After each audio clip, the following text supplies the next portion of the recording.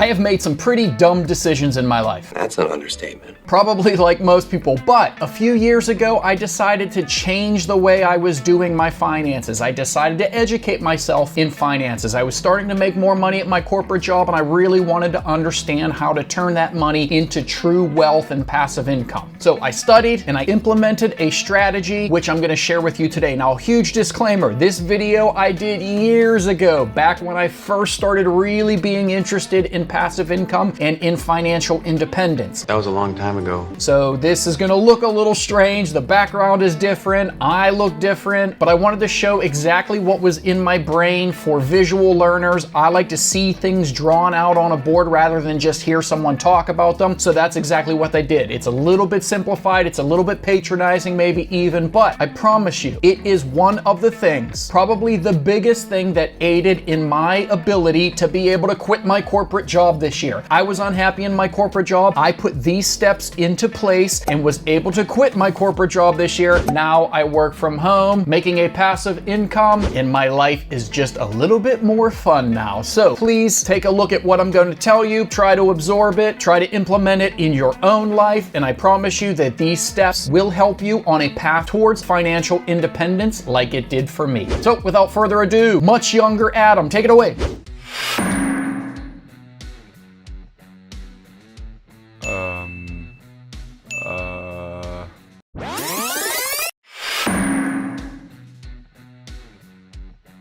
Okay, so if we're going to try to become financially independent, I wanted to quickly talk about what I think that means to me and the ways that we are going to do that. So one simple way to become financially independent, I guess, is to win the lottery. That's right. If you won the lottery, you could win tens of millions of dollars, even hundreds of millions of dollars, and overnight you would be financially independent. But there are some crazy problems with that. Lots of people that win the lottery actually end up going bankrupt or losing it all in a matter of years. If you take someone who is not very financially educated and give them lots of money, a lot of times that money will eventually disappear. Whereas if you take someone who has built millions and take all their money away from them, they can usually build their millions again because they're financially educated. They understand how to use money to make money. Now, another problem with winning the lottery is that it's really freaking hard. Your chances of winning the lottery are absolutely dog crap. I know it's cliche to say that you're more likely to be struck by lightning than win the lottery, but it's also true that you are more likely to die of drowning than you are of winning the lottery. And actually, winning the lottery is so statistically hard to do, you are more likely to be struck by lightning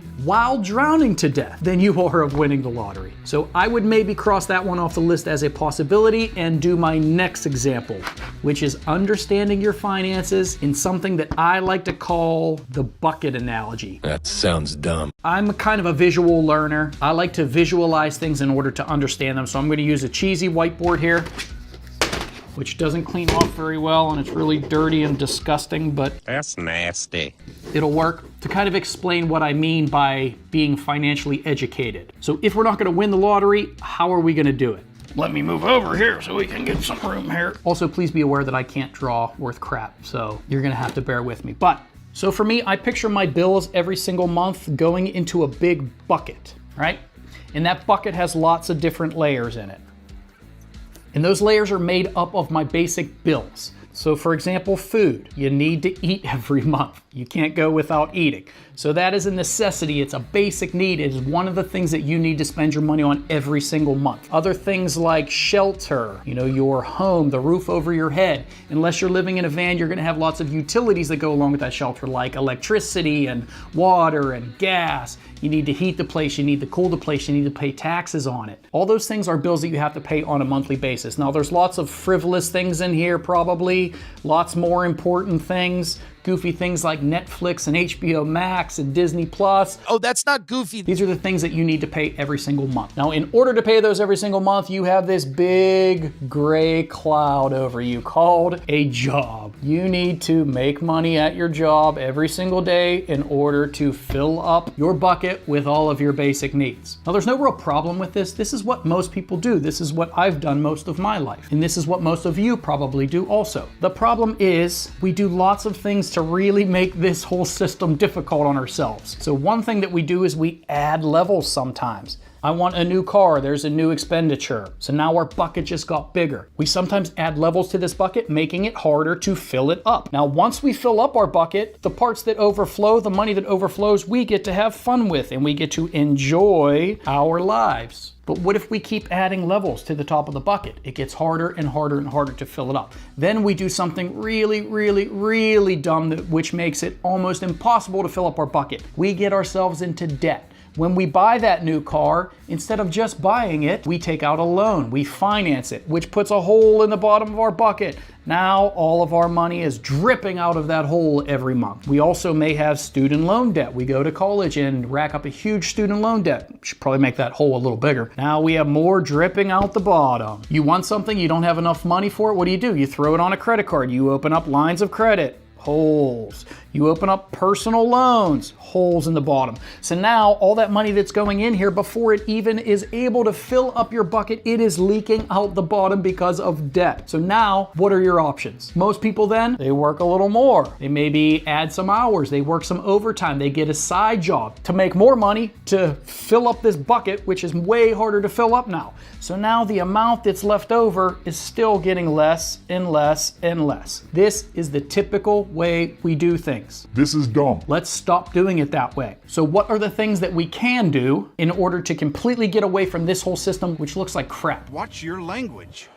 Well, the first, and in my opinion, most important thing is start plugging up some of these holes down here. Get rid of this hole so that the money that you're putting in isn't leaking out the bottom. Get rid of your debts. Work as hard as you can to completely eliminate these holes in the bottom, which are making it really impossible to fill up your bucket. Now, it's going to be a little bit easier to fill up that bucket every single month if you're not letting most of your earnings leak out of the bottom in the form of debt. So first step, get rid of the debt. Second step, we can start maybe getting rid of some of these frivolous things at the top of our bucket. So maybe we don't need the Netflix and the HBO. Maybe instead of eating out at a restaurant 3 days a week, we can cook at home. We can start reducing the size of our bucket. So now with the same exact amount of work and the same exact amount of money, it is much easier to fill up this bucket. Now we're gonna have lots more flow into the fun and enjoyable parts of our lives. But it's also gonna do one very important thing, which is gonna allow us to maybe be financially free and maybe not need this job anymore. Even though the bucket